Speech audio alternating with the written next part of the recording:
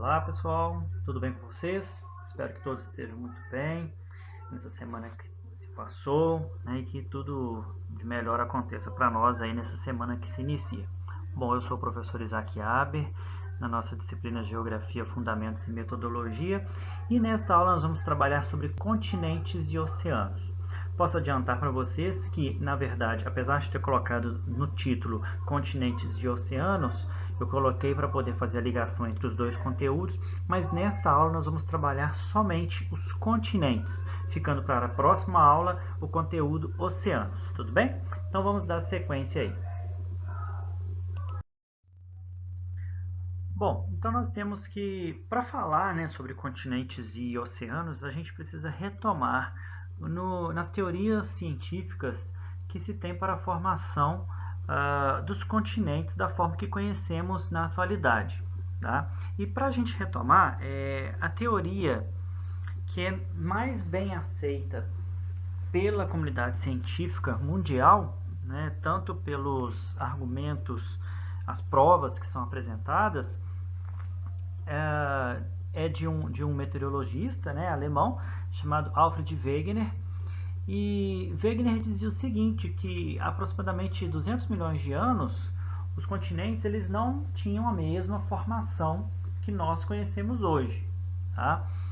E que na verdade esses continentes todos eram juntos, eram agrupados, tá? E eles formavam o que ele chamou de Pangeia.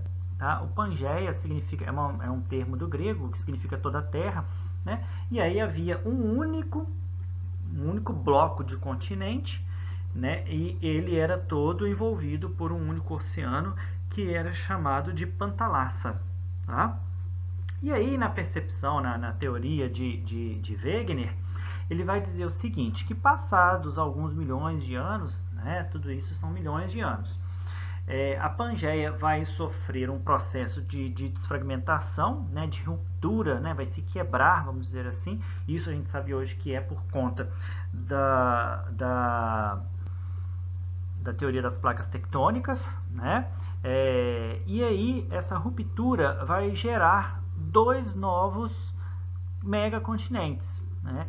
E aí nós vamos ter a Laurásia e a Gondwana, tá? Então nós temos lá primeiro, retomando, nós temos primeiro o que Wegener vai chamar de Pangeia, que era um único bloco continental, todos, né, os continentes que nós conhecemos hoje estavam juntos. Num certo momento há uma ruptura, uma desfragmentação dessa Pangeia em dois blocos, né? Esses dois blocos, um vai se chamar Laurásia e o outro Gondwana, né? E aí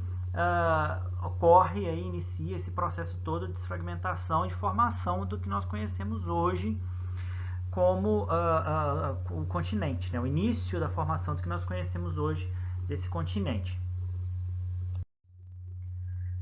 Bom, e dessa forma a gente pode ver através dessas imagens, né, o que a teoria de Wegener vai dizer. Aqui nós temos nesse primeiro momento a Pangeia, né, como ele coloca o nome que ele coloca inicial, e aí percebam que há um único bloco continental. Apesar da gente ver aqui, né, esses continentes aqui, como vocês podem observar, né, que nós conhecemos hoje, eles estão todos agrupados, e esse agrupamento é chamado de Pangeia.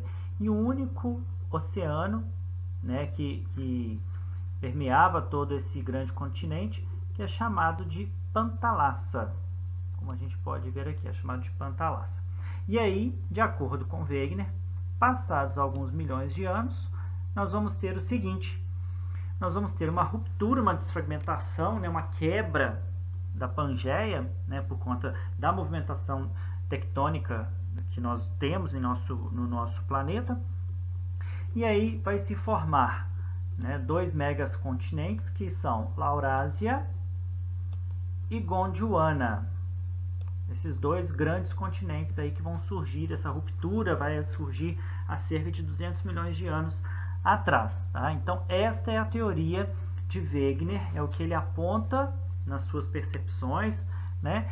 E aí a gente vai entender por que ele vai pensar dessa forma, porque vai ser a concepção dele desta forma, vai se dar dessa maneira.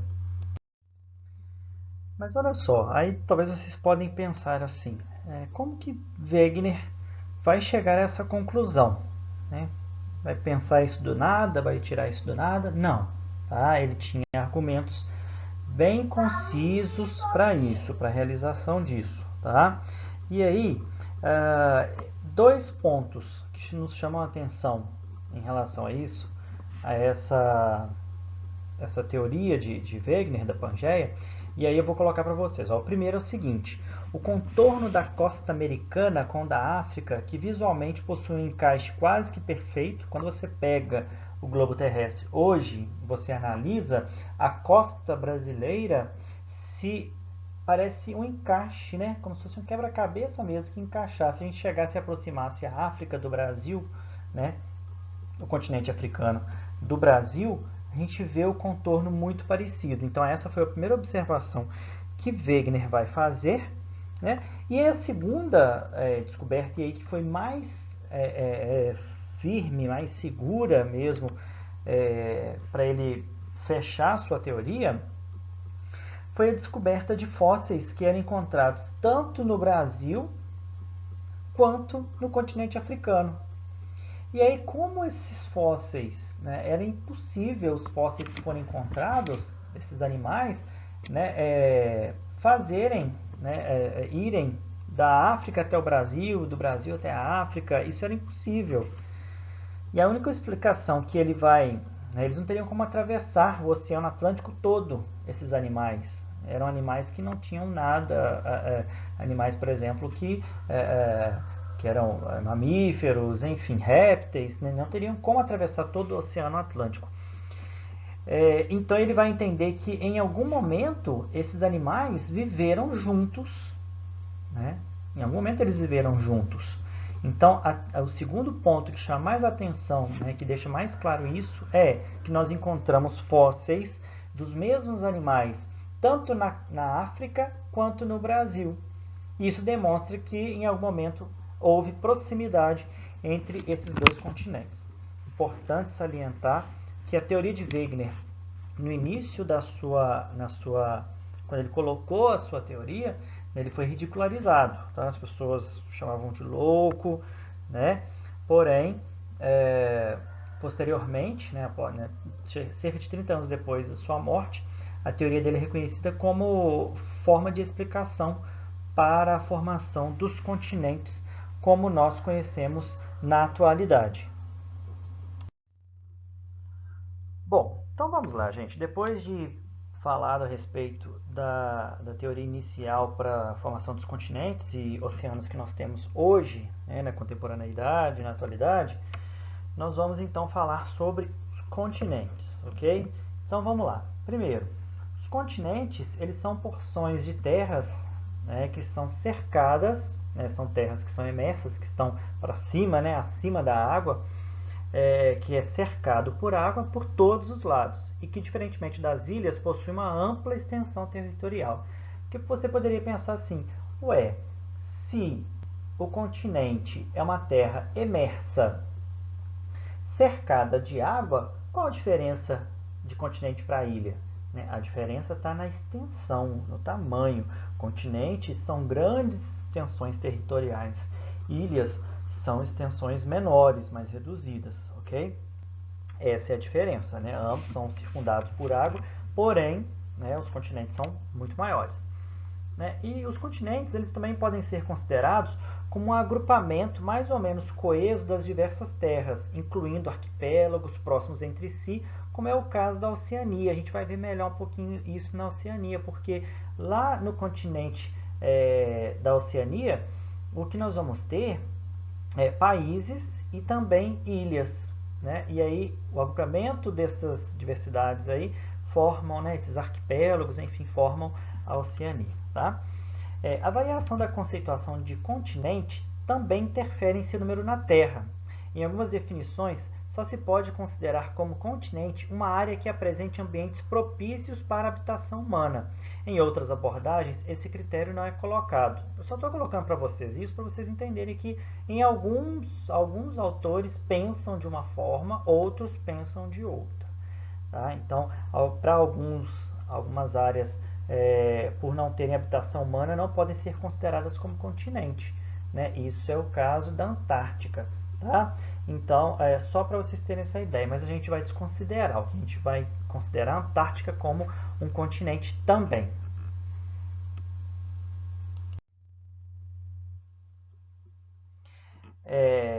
O Ártico, né, o Polo Norte, no caso, não é considerado um continente, né? Ele não é considerado como um continente.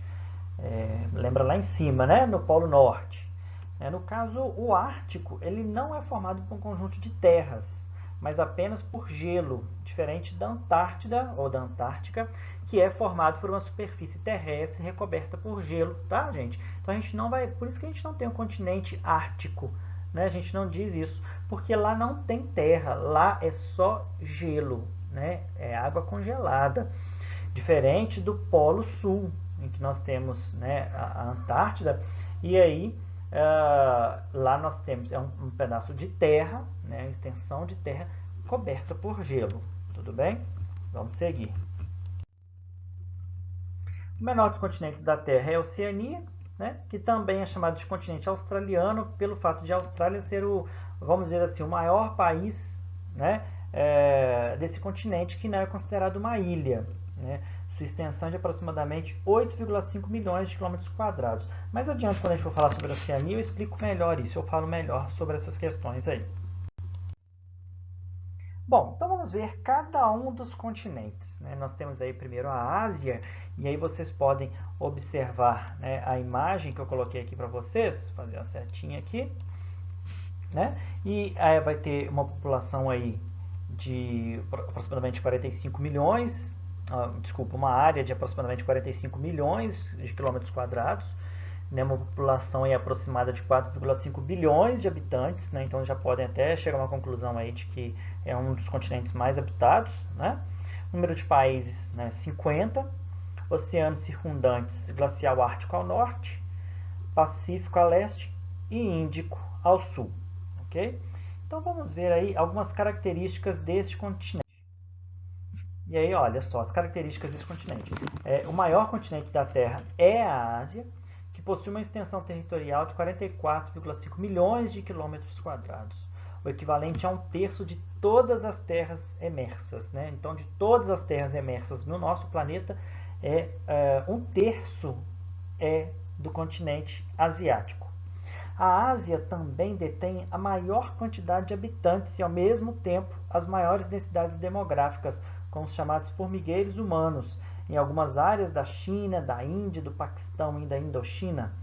Essas localidades e suas regiões adjacentes abrigam mais pessoas do que todo o restante do planeta. Olha só, além de ter a maior extensão territorial, vamos dizer assim, também é o continente com maior densidade demográfica e um número maior de habitantes de todo o nosso planeta. Nós sabemos que nosso planeta tem mais de 7 bilhões de moradores, né? E grande parte aí, a maior parte, está concentrada na Ásia. Em relação à América, e aí nós vamos ter a América com 42, né, quase 43 milhões de quilômetros quadrados, também muito grande, continente muito grande, aproximadamente aí 1 bilhão de habitantes, né, número de países 35, e aí os oceanos que circundam, né, Pacífico ao oeste, Atlântico a leste, Glacial Ártico ao norte e Glacial Antártico ao sul. Vamos ver aí algumas características deste continente. Sua extensão ocupa tanto o hemisfério norte como o hemisfério sul do globo terrestre. Tá? Então ele tem tanto parte dele no hemisfério norte quanto no hemisfério sul. E ele vai ser cortado pelo Trópico de Câncer, pelo Trópico de Capricórnio e pela linha do Equador, percorrendo todas as faixas climáticas do planeta. A divisão regional da América ocorre como América do Sul, América Central e América do Norte, tá? Então a gente vai ter a divisão, apesar de ser o continente americano, nós sabemos que há uma divisão, né, entre neste continente. Nós, por exemplo, estamos situados na América do Sul, e aí nós temos, por exemplo, os países que constituem a América Central, né, e os que constituem a América do Norte, ok? África, né? Então nós vamos ver aí o continente África. A área total aí de 30 milhões, pouco mais de 30 milhões de quilômetros quadrados, população aí de pouco mais também de 1 bilhão de habitantes, número de países 55, e os oceanos circundantes, né, Atlântico a oeste, Índico a leste e glacial Antártico ao sul. E aí a gente pode ver aí, né, de acordo com o mapinha que eu estou colocando para vocês, aí vocês podem ter noção do continente africano, né? Interessante vocês observarem esse mapa que eu acabo de mostrar, destacar para vocês aí, porque as pessoas têm noção de continente africano como África, como igual, tudo igual, né? Todas as mesmas características. E quando vocês observam aí os países que constituem a África, né, o continente africano, vocês vão perceber aí que há distinção entre esses países que estão aí, ok? Tem pessoas que acham que a África é um país, né? Então é interessante a gente falar. Existe a República da África do Sul, mas África é o continente africano. Características deste continente. O continente africano é o terceiro maior em extensão territorial e o segundo em população total. Dentre os países africanos, o maior deles é a Argélia, com uma extensão de mais de 2 milhões de quilômetros quadrados. Esse é seguido da África do Sul, oficialmente República da África do Sul, né, com uma extensão de 1,220 milhões de quilômetros quadrados. Né. Cada um dos países africanos possui suas especificidades políticas. De modo geral, os países africanos conquistaram sua independência recentemente e são estáveis politicamente.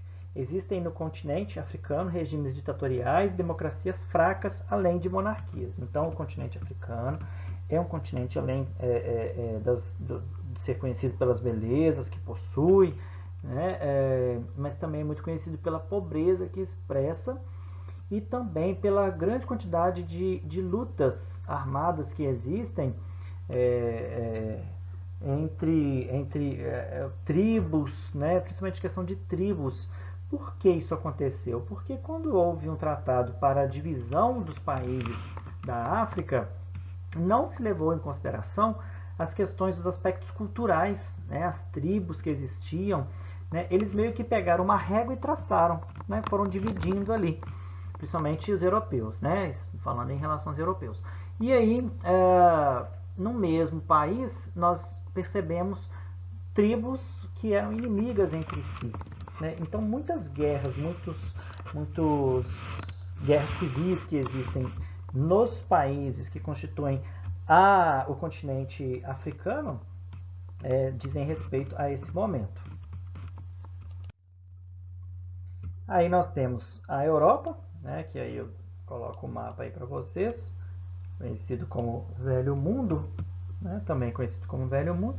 E a Europa ela vai ter um pouco mais de 10 milhões de quilômetros quadrados, uma população de 742 milhões de habitantes, o número de países aí são 49 e oceanos que vão circundar, né, o Atlântico ao oeste e glacial Ártico ao norte. Né? Então vocês podem ver aí a constituição deste